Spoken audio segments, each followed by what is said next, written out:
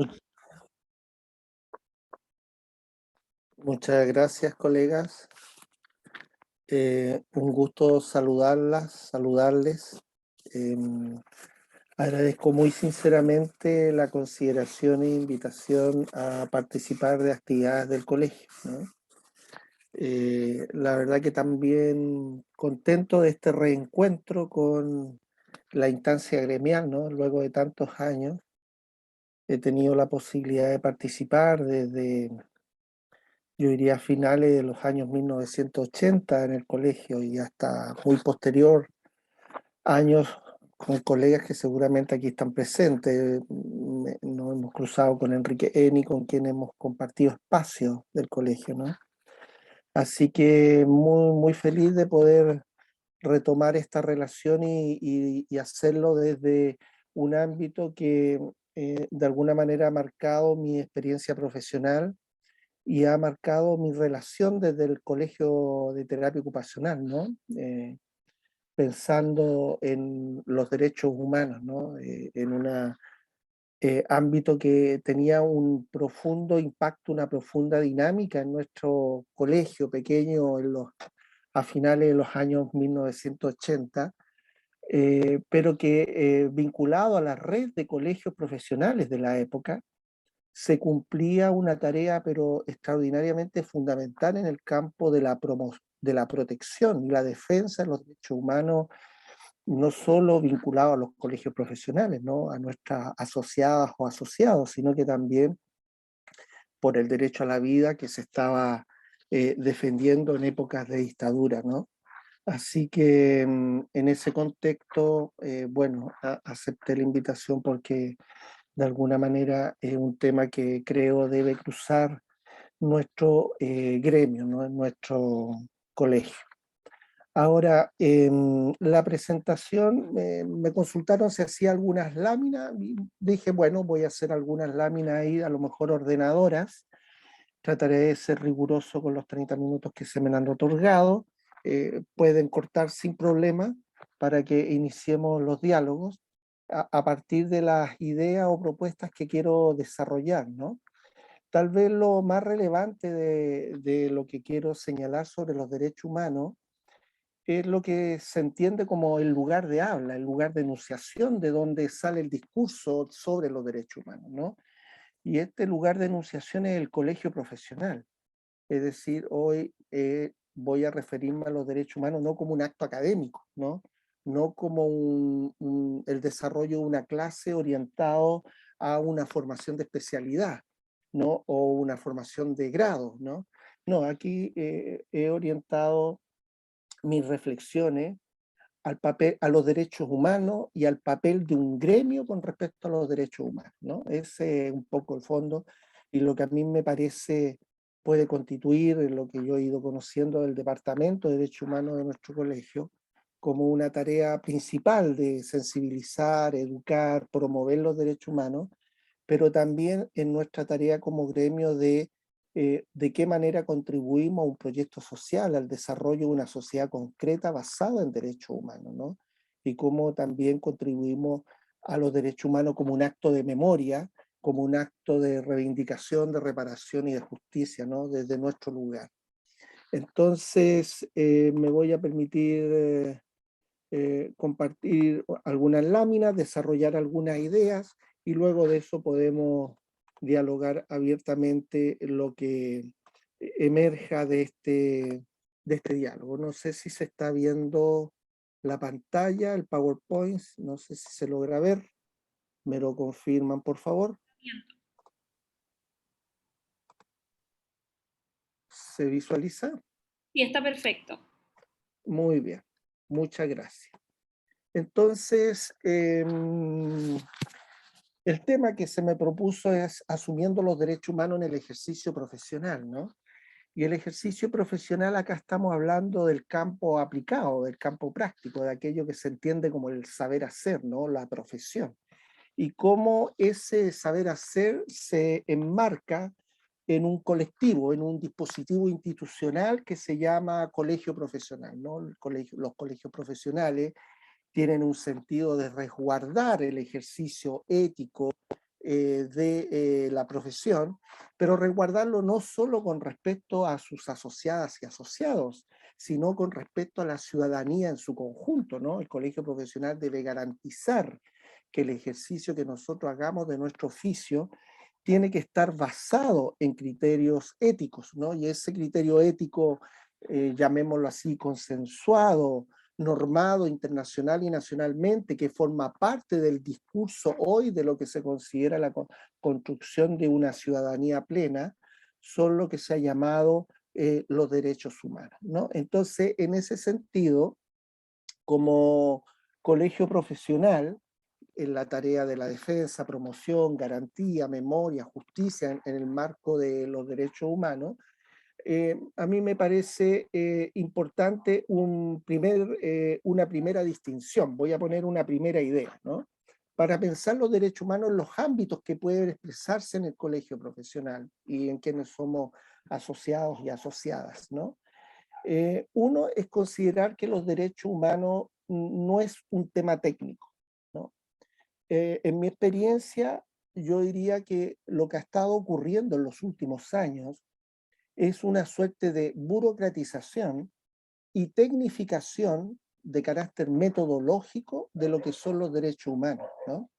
Entonces, eso se traduce en un conjunto de instrumentos, variables, ¿sí? Y de alguna manera se han expresado también en marcos de trabajo, en ciertas estructuras metodológicas del quehacer de la terapia ocupacional, basados en ideas de justicia, en ideas de equidad o en ideas de igualdad, ¿no?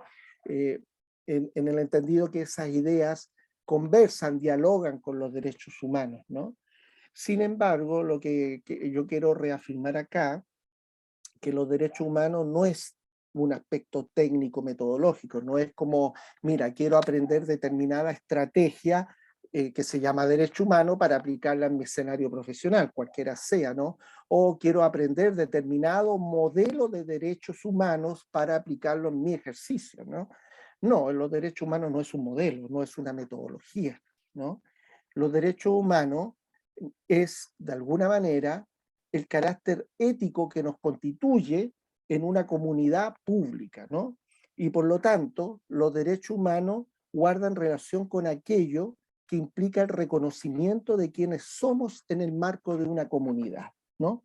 Y ese derecho humano, que es, en este caso, a nivel que se entiende así a nivel nacional e internacional como un marco jurídico, un estatuto jurídico internacional y nacional en el cual uno puede hacer exigibilidad de los derechos, ¿sí? Se sustentan en una ética, ¿no? De alguna manera los derechos humanos materializan jurídicamente una ética que constituye a su vez una suerte de eticidad de lo que somos nosotros en el marco de una sociedad, ¿no?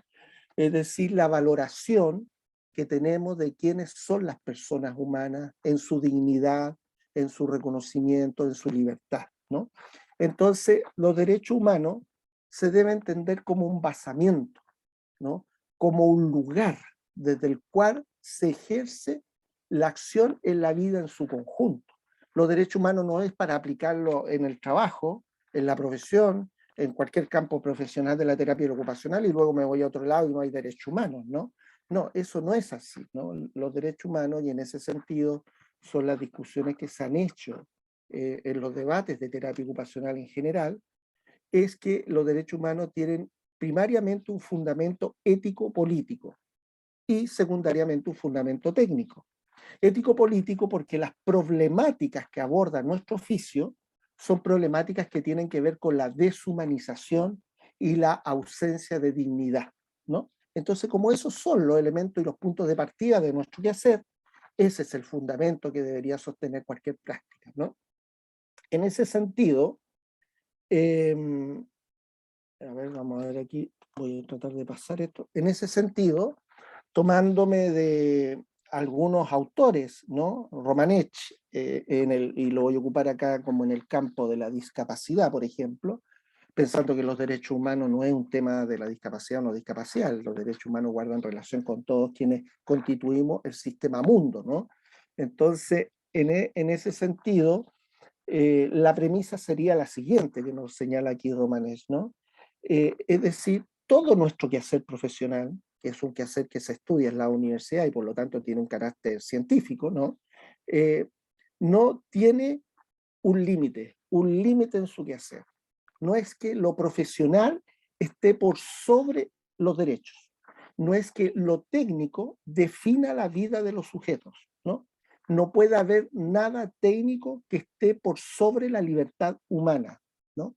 Y eso se expresa en todas las dimensiones del quehacer. Un ejemplo de esa dimensión es que en cualquier ámbito del quehacer tiene que haber plena autodeterminación de las personas, ¿no? Y eso, por ejemplo, se expresa como ejemplo en el campo de la discapacidad en el artículo 14, en el artículo 12 de la Convención de Derechos Humanos para Personas con Discapacidad, que no es un artículo para las personas con discapacidad, es para la discapacidad, pero no es de ahí solamente, simplemente ahí se está instalando aquello que es de alguna manera una condición de lo que significa ser humano, persona humana. Entonces, todo el quehacer profesional no puede traspasar los límites éticos, ¿no? Y ese límite ético principal es preservar siempre la dignidad humana. Nada puede estar por sobre la dignidad humana. Eso es lo primario. Y la dignidad humana tiene un punto de partida, el reconocimiento y la autodeterminación, ¿no? Entonces, ahí hay un elemento ordenador. Entonces, un buen ejemplo en el campo de la investigación y personas con enfermedades, ¿no?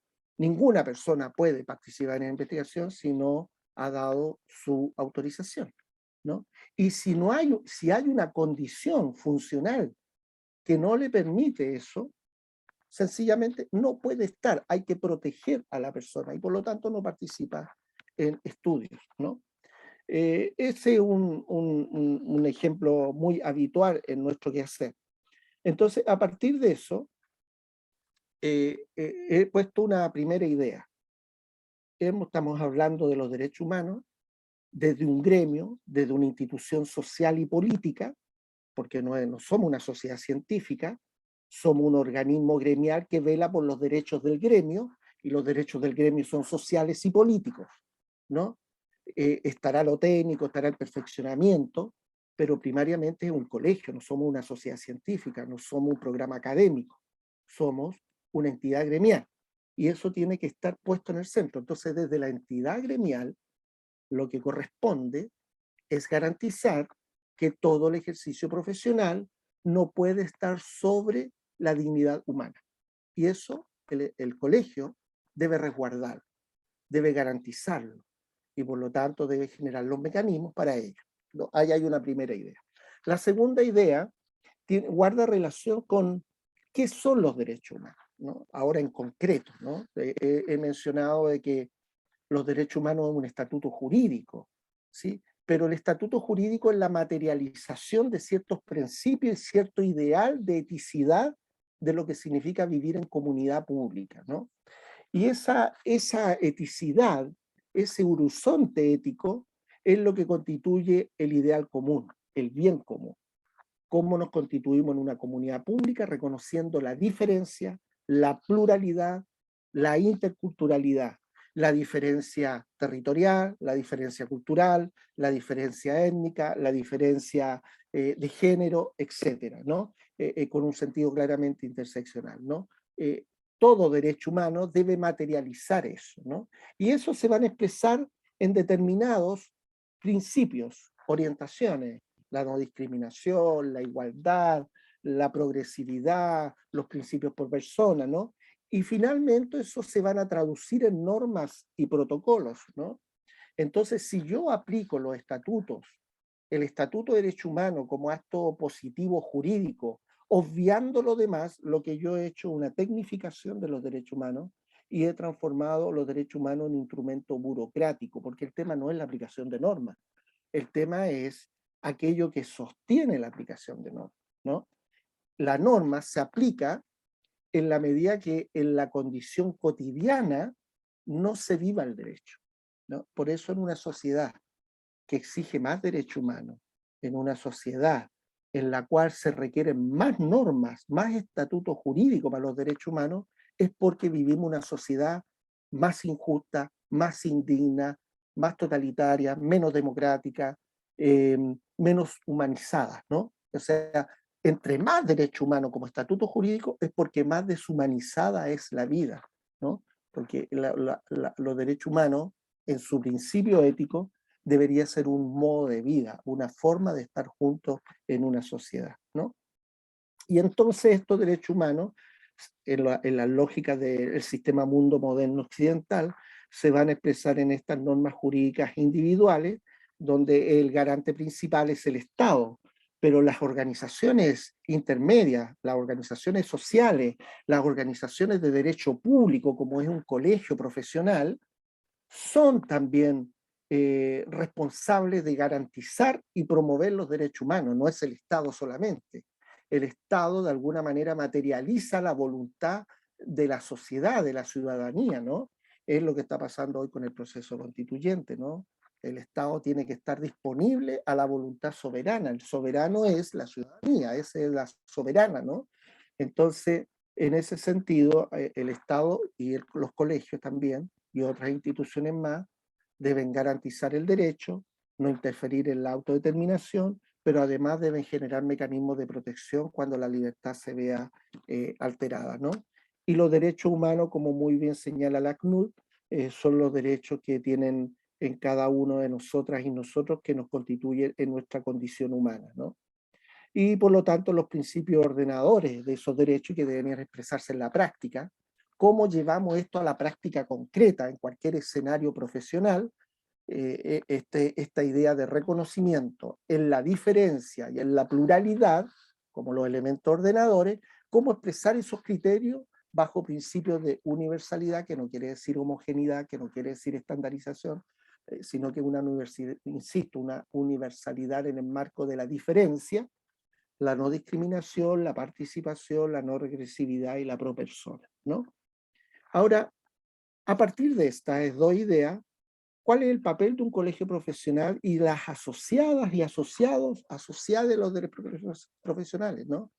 Porque suele también generarse, esta al menos mi experiencia cuando estuve en el colegio, lo hemos conversado muchas veces, también con diferentes miembros que hemos estado en nuestra orgánica gremial, que suele entenderse que está el colegio y los asociados, ¿no? Como si el colegio fuera una entelequia que tiene vida por sí misma, abstracta, y los asociados por otros, ¿no? Suele ocurrir que en los colegios, en las sociedades neoliberales de mercado como las que tenemos, nos preguntan, bueno, ¿qué me da a cambio el colegio para yo estar en el colegio, ¿no? O sea, lo que se establece ahí es una relación mercantil entre el gremio y el usuario del gremio, ¿no? Pero ese no es el sentido de los gremios, ¿no? El gremio no es otra cosa que nosotras y nosotros mismos, ¿no? No, nosotros somos el colegio, ¿no? Entonces, somos el espacio colegiado, ¿no? Por lo tanto, ¿qué papel nos asiste a nosotras y a nosotros en nuestro ejercicio para los derechos humanos? Y ahí, a mí me parece que hay dos grandes objetivos que nos asisten, que implica ser un actor permanente, como colegio, como asociados al colegio, como profesionales, de garantizar, proteger y promover los derechos humanos del país. Yo no puedo pensar los derechos humanos de terapia y los derechos humanos de las personas, cómo yo trabajo desde los enfoques de los derechos humanos con personas y colectivos determinados, sin pensar que los derechos humanos es una condición global. Por lo tanto, no puedo decir, mira, a mí me interesa tal derecho y otro no, porque todo derecho de otro es mi propio derecho, ¿no? Por lo tanto, la defensa de determinados derechos particulares implica la defensa de los derechos de la totalidad, ¿no? No puede haber focalización en los derechos. Y ese es un tema relevante porque nosotros trabajamos políticas públicas. Mi visión es que el oficio surge, crece, se desarrolla bajo el alero de la política pública. Y la política pública tiene hoy una cualidad en los últimos 40 años, es focalizada. Toda política focalizada sin universalización genera discriminación. Por lo tanto, nosotros hemos estado trabajando en programas focalizados que sin criterio de universalidad en la práctica discriminan en el contexto, ¿no? Entonces ese es un elemento que nosotros tenemos que estarlo debatiendo permanentemente. Y por otra parte, ser desde una perspectiva transdisciplinaria, contribuir a una cultura de los derechos humanos a nivel de nuestra profesión en concreto y nuestro ejercicio profesional, o sea, lo global y lo particular. Y cómo eso lo expresamos en el ejercicio profesional, o sea, voy a pensar en mi situación, yo en un trabajo en un centro comunitario de salud mental territorial, cómo expreso ahí los derechos humanos, o trabajando en un colectivo ¿cómo se llama?, de una comunidad que está pensando un proyecto asociado para la inclusión en el trabajo, o cómo lo pienso también en mi rol y mi tarea actual en la academia, en el ejercicio en la vida académica, cómo manifiesto ahí los derechos humanos. Pero también cómo entendemos los derechos humanos en la relación gremio, institución y asociados, ¿no?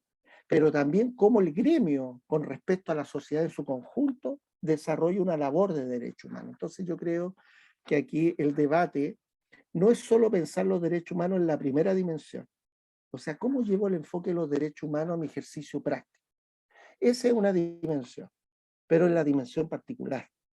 Si yo aplico esa dimensión particular sin conectar con la otra, estoy estableciendo una focalización de los derechos humanos y eso es riesgoso, ¿no? Porque estoy de alguna manera metodologizando y tecnificando un tema que es ético, ¿no? ¿Cómo expresamos los derechos humanos en sus variadas dimensiones, ¿no?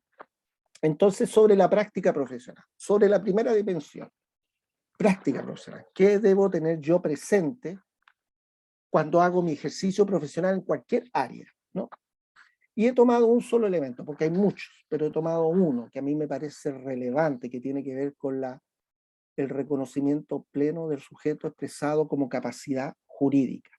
Todas las personas, todas, sin excepción, todos los colectivos, comunidades con las cuales trabajamos, son titulares de derecho.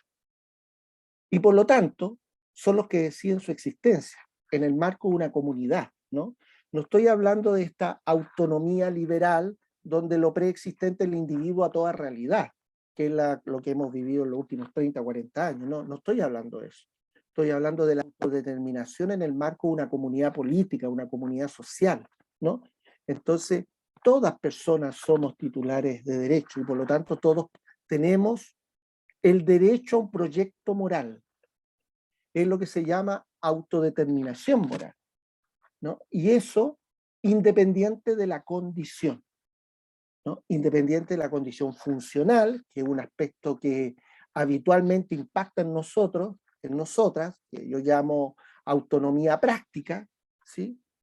Más allá de la autonomía práctica, voy a pensar en una persona en una situación crítica, en una UTI, más allá de eso, o en una persona con una enfermedad degenerativa en un periodo ya final de vida, ¿sí? Aún así, cual sea la condición de género, sexo, territorio, edad, cultura, nacionalidad, etcétera, toda persona tiene plena autodeterminación y plena autonomía moral, más allá de su autonomía práctica. Ese es un elemento fundamental porque para nosotros, y he tomado este artículo, porque a mí me parece como terapia ocupacional que trabajamos mucho en el mundo de la vida cotidiana, en el mundo de la actividad concreta, del hacer concreto donde se constituyen los proyectos de vida, estamos cruzados en esos proyectos de vida por la autonomía práctica. Entonces, en mi visión es que en muchos ejercicios profesionales de terapia ocupacional se pone la autonomía práctica como la condición para el ejercicio de la idea de autonomía moral. Y si eso ocurre, ahí estamos violando los derechos humanos. Toda persona tiene capacidad jurídica, ¿no? Plena autonomía moral, pleno derecho a ejercer todas nuestras decisiones, ¿no? Y aquel momento, bajo alguna condición, cualquiera sea, yo no puedo ejercer eso, bueno, hay un ejemplo de eso en el campo de la salud mental, solo lo voy a dar como ejemplo, lo que tiene que ver con la declaración anticipada de voluntad, por ejemplo, ¿no? Ese es un elemento determinante. Y aquí hay otro, ¿no? Otro elemento como ejemplo en el campo de la discapacidad, ¿no? Yo lo pongo aquí, yo decido sobre mi cuerpo, yo decido sobre, eh, de alguna manera, eh, cómo resuelvo, cómo determino la expresión de mi vida, ¿no? Entonces, insisto, reconocimiento pleno, ese es un elemento fundamental para el ejercicio profesional, cualquiera sea el campo, cualquiera. pero para la relación también del gremio con sus asociados. Yo me comprometo cuando ingreso al gremio a estar en el marco de una comunidad compartida, donde yo dispongo mi voluntad y mi autodeterminación a la autodeterminación social, ¿no? Los colegios no son uno, uno y uno, no. El colegio es un campo de relación social en el cual nos disponemos para compartir una voluntad común, ¿no? Entonces, en ese sentido, siempre la autodeterminación. Este es un elemento central. El segundo elemento que ya tiene que ver con los intermedios, ¿no? ¿Qué papel le asiste a un colegio profesional? O sea, ¿qué papel nos asiste a nosotras y nosotros? Porque nosotros somos colegios, ¿no? Una cosa es la institución jurídica y otra cosa es la institución social de vida, ¿no? Las instituciones somos todos quienes estamos en ese campo, ¿no?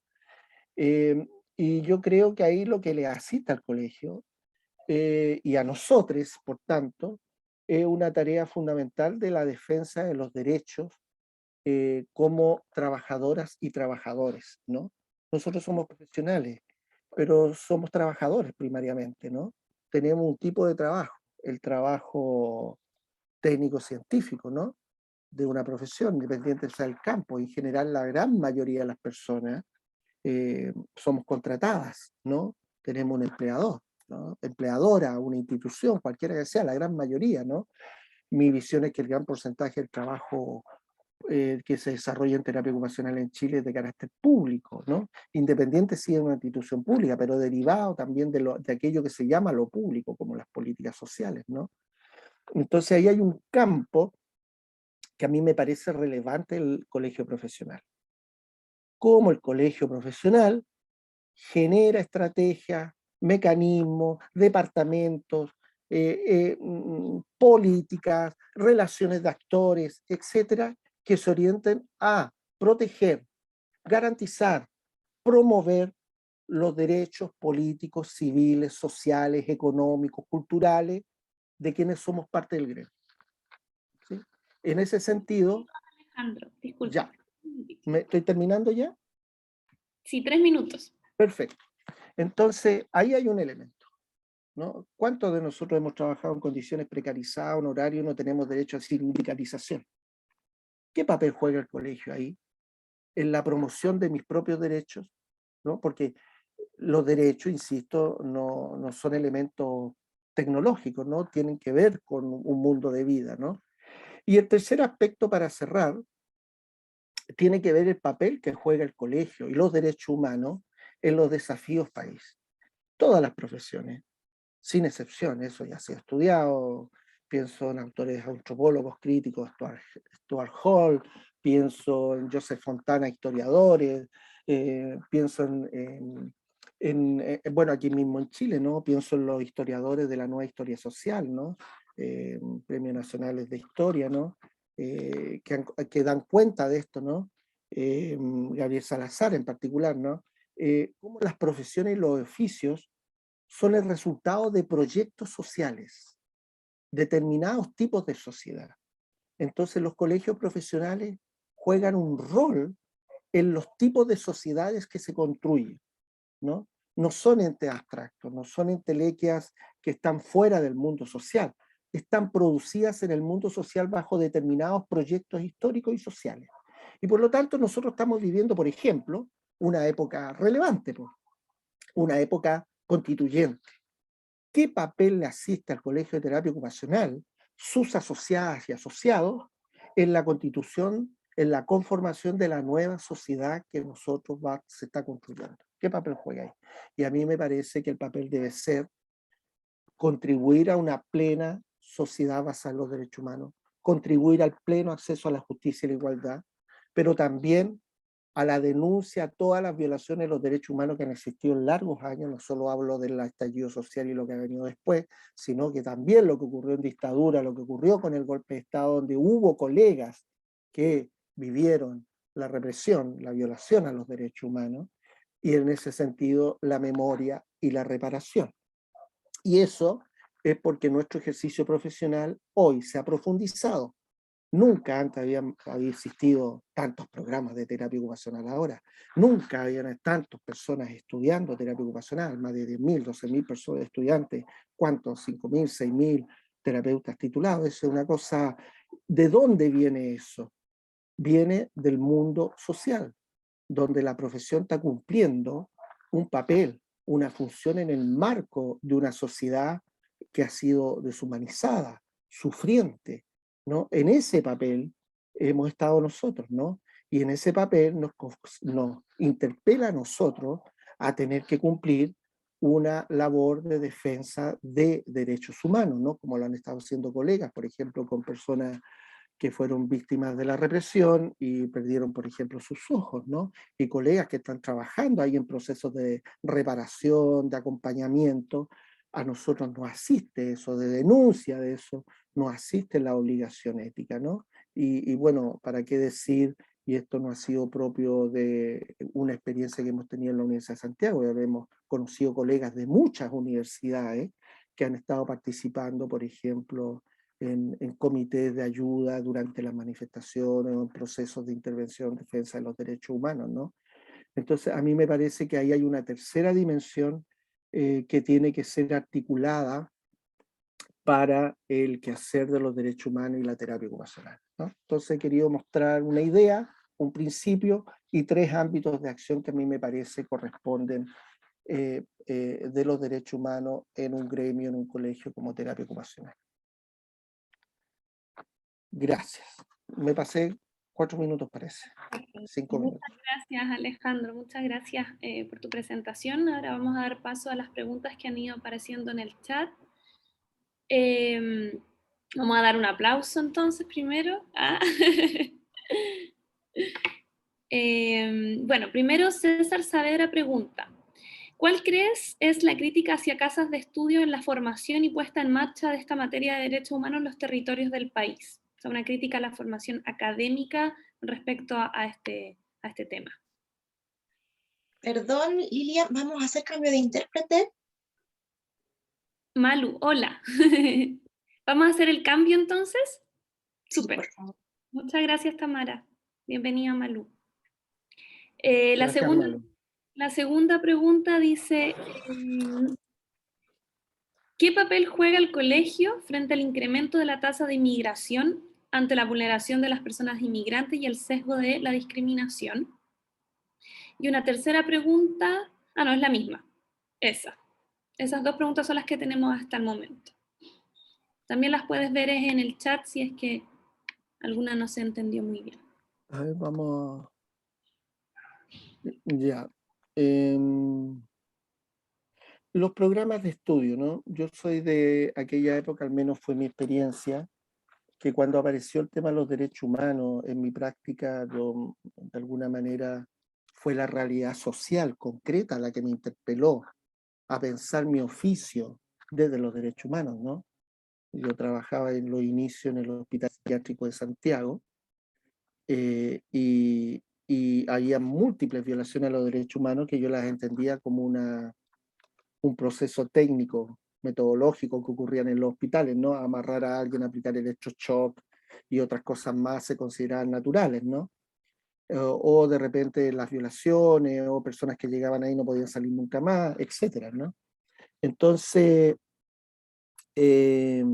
fue la experiencia de terrorismo de Estado y la interpelación en mi rol político, social, como profesional, la que me llevó al campo de los derechos humanos, ¿no? Entonces, esto lo señalo porque cuando partí con la experiencia, en general tuve la vivencia de que parte de lo que yo hacía, la comunidad de terapia, parte de la comunidad de terapia consideraba que no era terapia ocupacional, ¿no? Han pasado ya 40 años desde que me titulé y ahora se ha invertido el tema, ¿no? Cuando si en el ejercicio de terapia ocupacional no se aplica un enfoque de derecho humano, uno arruga la nariz. ¿Cómo es posible una terapia ocupacional sin derecho humano, ¿no? Entonces, ese giro hay que estar alerta, ¿no? Hay que estar alerta con el giro de naturalizar algo que no debería ser naturalizado, ¿no? Cada vez que nos defendemos los derechos humanos es porque la estamos pasando mal. En los planes de estudio, yo creo que la academia tiene un desafío ahí, ¿no? El desafío es cómo instala la cultura de los derechos humanos, pensada de una lógica no de universidad, sino de pluriversidad, bajo una lógica de pluralidad y reconocimiento, en la relación global del programa académico. Cómo yo aplico los derechos humanos en la relación en el aula, en la relación con los profesores, con mis compañeros de trabajo. Cómo la aplico con respecto a los contenidos. No es suficiente una asignatura de derechos humanos. La malla debe sustentarse y transitar en el marco de una ticidad llamada derechos humanos. Y yo creo que hay un desafío, hay un avance importante en los derechos humanos a través de lo que se ha llamado el enfoque de derechos humanos, pero el enfoque de derechos humanos es un enfoque que deriva de la política pública y que se orienta fundamentalmente a la consultoría, a la abogacía, a la rendición de cuentas, a determinados grados de participación. Pero no necesariamente al reconocimiento, ¿no? Entonces nosotros tenemos que ver cómo generamos un plan de estudio, donde en la base del plan de estudio esté la idea de un bien común, de una comunidad política y cómo el papel que juega un oficio en el marco de ese reconocimiento común, ¿no? Ahí yo creo que hay un camino, hay avances, pero yo creo que es de exigencia que todas las profesiones deberían, y terapia ocupacional, debería tener en su base los derechos humanos. Con respecto a lo segundo de los migrantes, bueno, yo creo que la migración, la movilidad humana, porque la migración también como concepto, inmigrante, migración también, lo que está en el fondo es la movilidad humana, ¿no? La movilidad humana es una condición del sistema mundo, el desarrollo, ¿no? Los desplazamientos, la movilidad, la construcción de espacios, ¿no? Las fronteras, los límites fueron constituidos por los estados-nación, ¿no? Por estas lógicas de poder, de estructurar, ¿sí? Y que habitualmente responden a las líneas coloniales con las cuales nosotros fuimos constituidos, ¿no?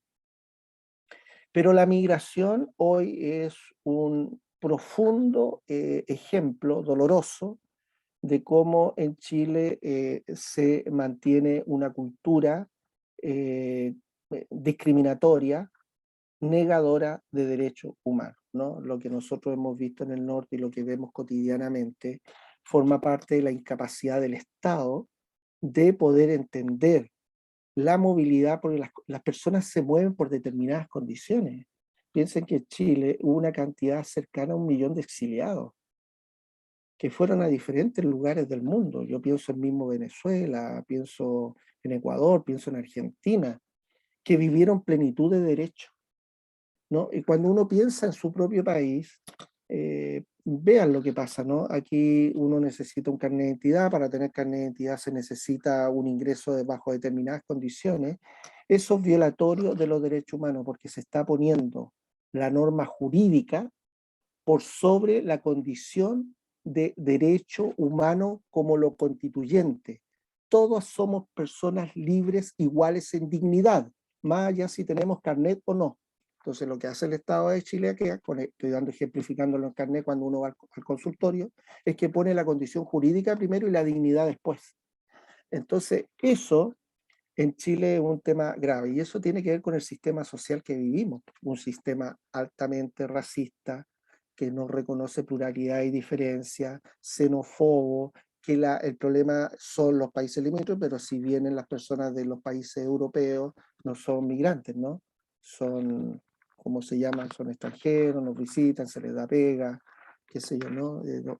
Entonces, ahí hay un elemento que a mí me parece también tiene que ver con nuestra propia constitución identitaria como país, que eso lo ha desarrollado muy bien Gabriel Salazar, y que tiene que ver con nuestra condición de mestizaje, ¿no? Nuestro país es un país mestizo, ¿no? Entonces ahí hay un elemento estructural, cultural, que da cuenta también de una matriz que esperemos cambie con la convención, porque la convención constitucional nos está tal vez abriendo la posibilidad de pensar la diferencia, la nacionalidad, los territorios, el género, de una mirada absolutamente distinta, ¿no?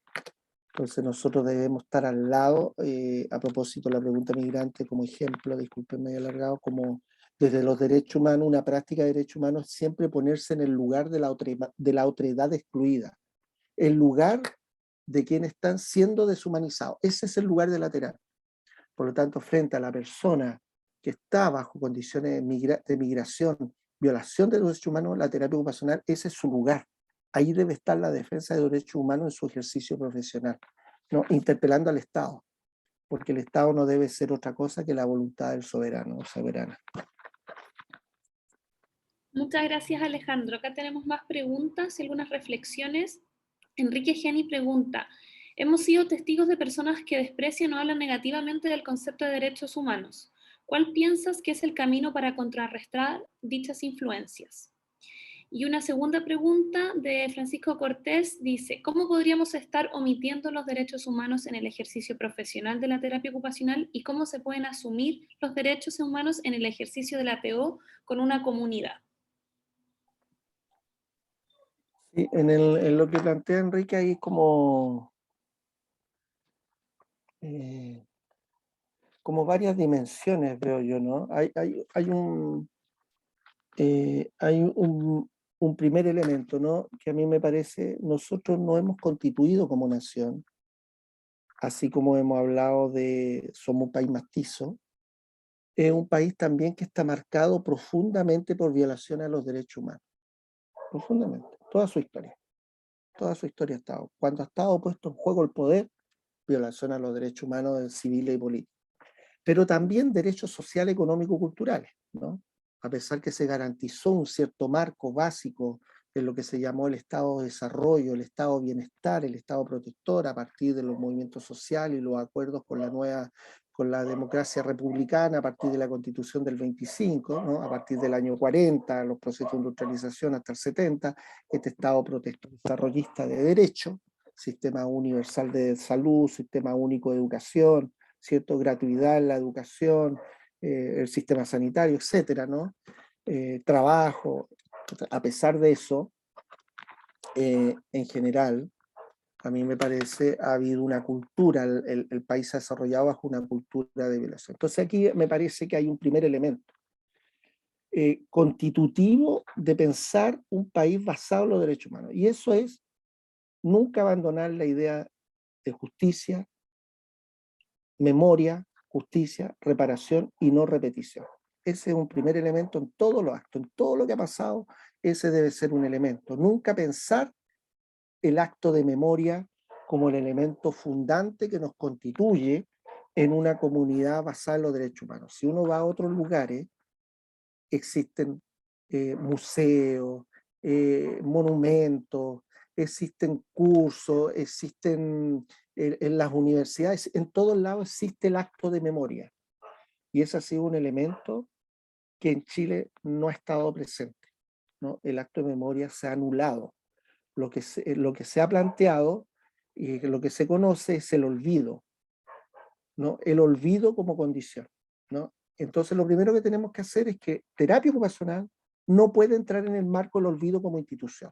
Debe ser partícipe, denunciar, recordar, memorizar. Ese es un primer error. El segundo es que tiene que haber ciertas medidas afirmativas, ¿no?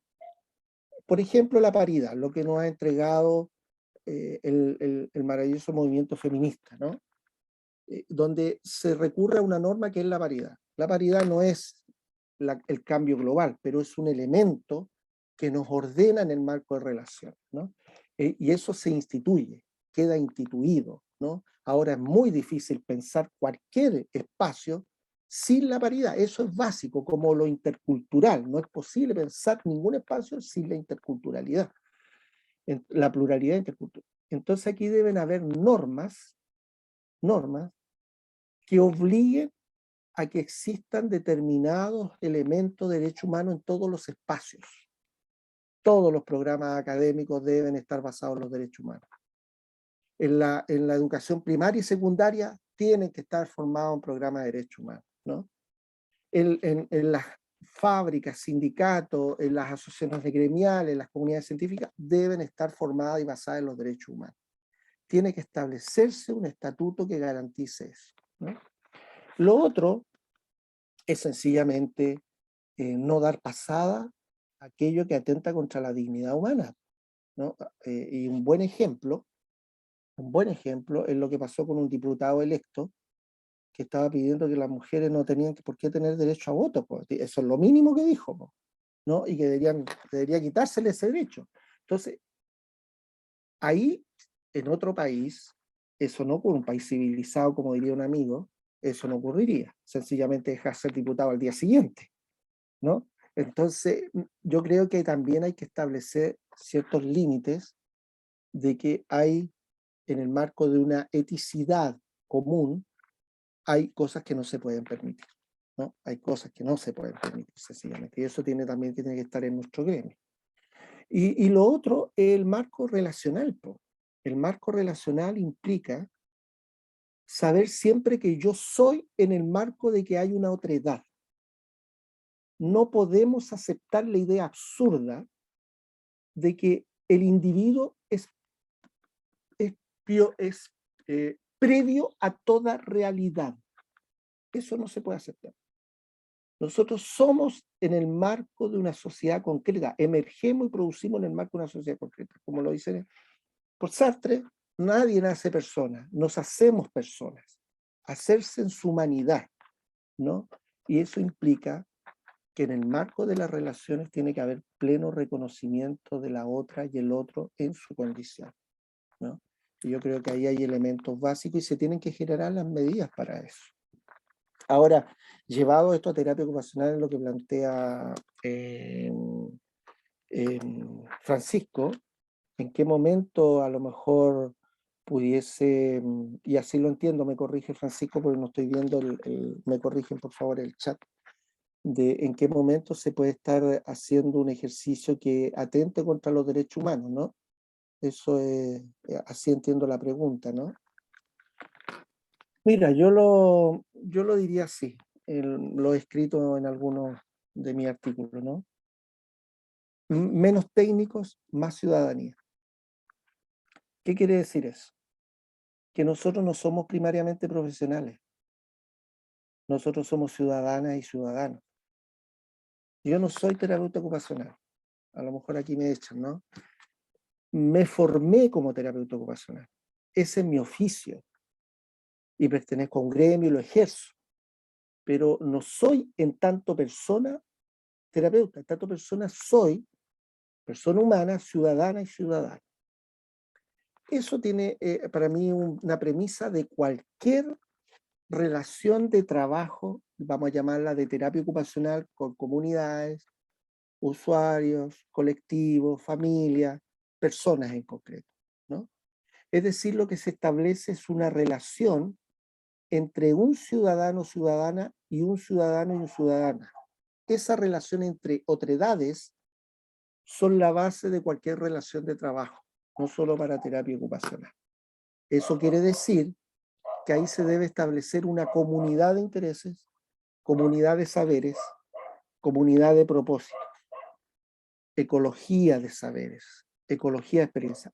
Se va a establecer una necesidad mutua, ¿sí? Pero no puede ocurrir esto. Solo lo voy a dar como ejemplo. En el campo de la salud mental, muy largos años tuve la posibilidad de vivir la experiencia en el campo del consumo de drogas, ¿no? En un hospital de día, intervención en crisis.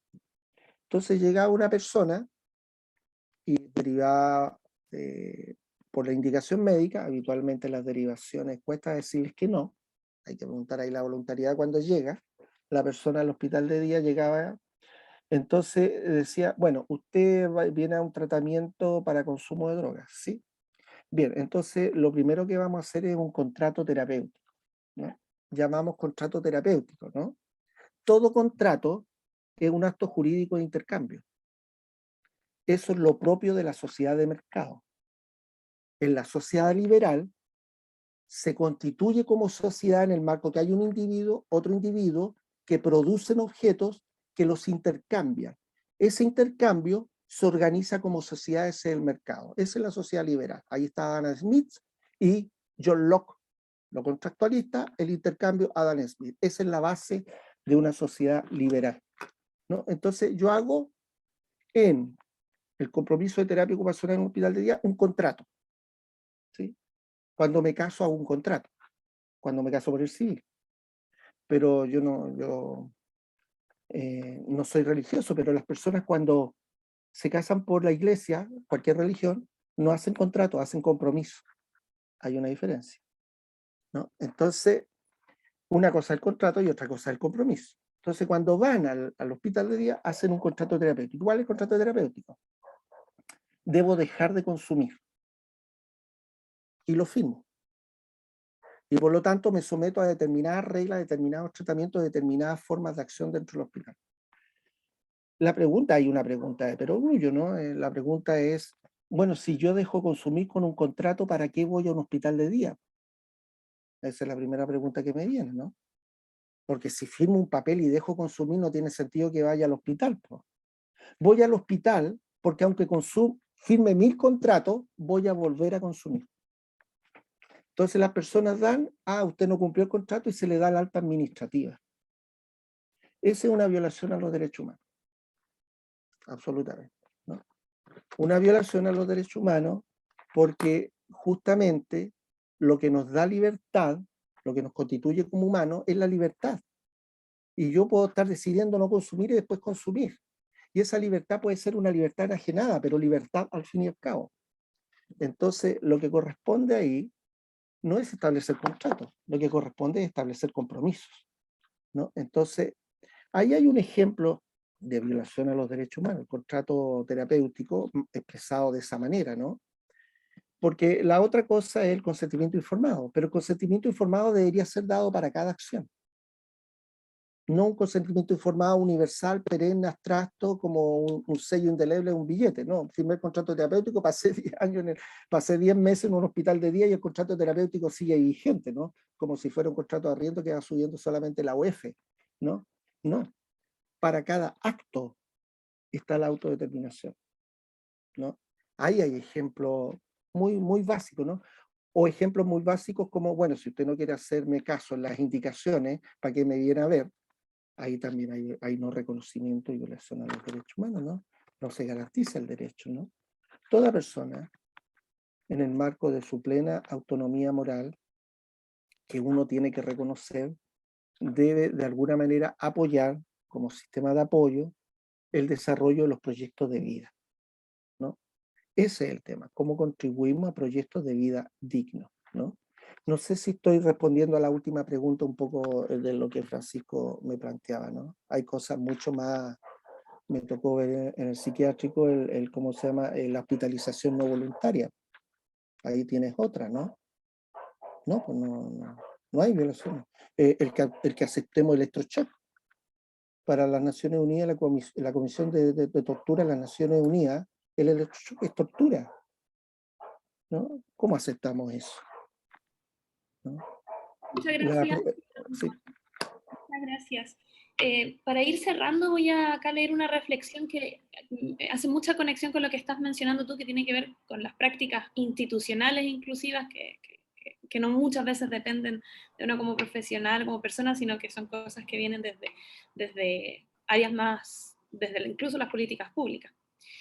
Acá Natalia tiene una reflexión que dice: en mi lugar de trabajo, que es una fundación, donde muchas veces lo que se espera hacer es garantizar derechos humanos, se ve desde una mirada bastante paternalista, desde la caridad, lo cual depende mucho de la voluntad de la institución. Creo que es un límite delicado y que afecta mucho a las fundaciones y organizaciones de carácter religioso. Se aborda la garantía de servicios desde un ser buenos o desde el ayudar a los niños y niñas. Sí, es interesante lo que plantea la colega, porque es cuando uno está en un lugar de trabajo, y pido disculpas, voy a utilizar un concepto técnico, uno está en el marco de un dispositivo institucional y uno se constituye en ese dispositivo. De alguna manera, uno es, otro concepto técnico, pido disculpas, el acto de habla del dispositivo. Entonces, uno es la acción de ese dispositivo, ¿no? Y yo creo que ahí la tarea que es una tarea de, ocupando una palabra tal vez más cotidiana, de no quedar cooptado en el dispositivo institucional, ¿no? Entonces, un dispositivo institucional que tiene en su matriz una concepción teológica, va a responder teológicamente. Lo que uno va a tener que hacer es, como en el marco de una cosmovisión teocéntrica, teológica, opera los derechos humanos que corresponde a una concepción laica, a una concepción de otro orden, ¿no? Entonces ahí hay que articular. Y a mí lo que prima hoy en el marco de las relaciones actuales es que lo que debe primar es el estatuto jurídico de los derechos humanos, y lo hemos visto en las organizaciones de la Iglesia Católica, ¿no? Lo que han sido los abusos de niñas y niños en la Iglesia, ¿no? Ahí todo eso acto es repudiable y tiene que ser denunciado. Entonces, siempre hay una interpelación a nosotros, colegas, ese es el desafío del enfoque de derechos humanos, porque el enfoque de derechos humanos, y a lo mejor cierro con esto, pido disculpas, Lilian, es un desafío ético-político. Ético-político significa que uno está en el lugar de lo ético-político, ¿no? Entonces, nada me es neutro. Yo no estoy en aquello que se conoce la afuera, no es que yo estoy en un lugar que se conoce como la ibris.0, mirando una realidad de la cual no soy parte. Todo lo que ocurre en la realidad, yo soy parte, tengo que ver, ¿no? Entonces, el criterio ético de los derechos humanos, que implica asumir una determinada eticidad como forma de vida, implica que eso yo lo debo manifestar en todo el espacio de mi quehacer profesional. Y si eso implica tensiones, tensiones. Si eso implica estirar el elástico, estirar el elástico. Si eso significa ruptura, ruptura. Si eso significa que hay que denunciar, ¿no? Si eso significa que para garantizar el derecho a lo otro, que son mis propios derechos, yo tengo que hacer un acto jurídico y denunciar en la institución a la cual trabajo, tengo que hacerlo. Como denunciaría si me despiden sin razones, como denuncio que me tengan 10 años trabajando en horario cuando ya deberían haberme hecho un contrato legal. No sé si me logro explicar, ¿no? Entonces, eso es básico en nuestro quehacer, ¿no? Garantizar en la práctica el ejercicio de derechos civiles, políticos, culturales, económicos, sociales, ecológicos, culturales, etcétera, de todos nosotros, porque los derechos de las personas son nuestros propios derechos, y mis derechos son los derechos de esas otras personas, ¿no? Muchas gracias, Alejandro, por esas últimas palabras. Bueno, agradecerte por tu disponibilidad, por tu presentación. Me imagino que muchas personas tienen muchos comentarios, preguntas, dudas, pero también toma tiempo, ¿no? No es fácil, son temas bien de bastante reflexión. Te damos las gracias, también las gracias a todas las y los asistentes en esta primera charla que organizamos como comisión. Vamos a seguir organizando otras futuras durante este año, así que para que estén atentos ahí a lo que se vaya subiendo a las redes sociales y a la página del colegio. En el chat del Zoom dejamos una encuesta de opinión que nos sirve mucho para ir mejorando, para ir ampliando también otras futuras charlas, para que la puedan completar, por favor. También vamos a intentar enviárselas a sus correos electrónicos. También la grabación va a estar en YouTube para quienes no pudieron verla desde el inicio. Y también para quienes se sienten convocados a colegiarse, a unirse al gremio, también pueden hacer, en la página web están los pasos para colegiarse, también ahí pueden inscribirse, y si tienen alguna duda también está el correo electrónico. Así que nada, muchas gracias a nuestras intérpretes por su participación y apoyo, y nos vemos pronto. Muchas gracias. Ceci, Alejandro, Muchas ¿quieres? gracias a todas y todos, un gusto, un placer ver también ahí nombres de colegas que tanto tiempo no veía, al menos en la pantalla aquí. Pido disculpas a los demás, a Claudia, a José Grafiña, a Lincoyán. Así que bueno, muchas gracias por la invitación y un placer verle a todas y todos, ¿no? Gracias, Alejandro, a ti por tu solidaridad y poner el conocimiento al servicio de colegas jóvenes que están Muchas acá. gracias, querida colega Irene. Le reconocí la Sí, voz, aunque no la ve en la pantalla. sí, Gracias. no puedo poner pantalla, pero cariños, gracias. Gracias a ti, Irene, un placer. Que estén muy bien. Muchas gracias, una linda tarde. Chao. Chao, chao.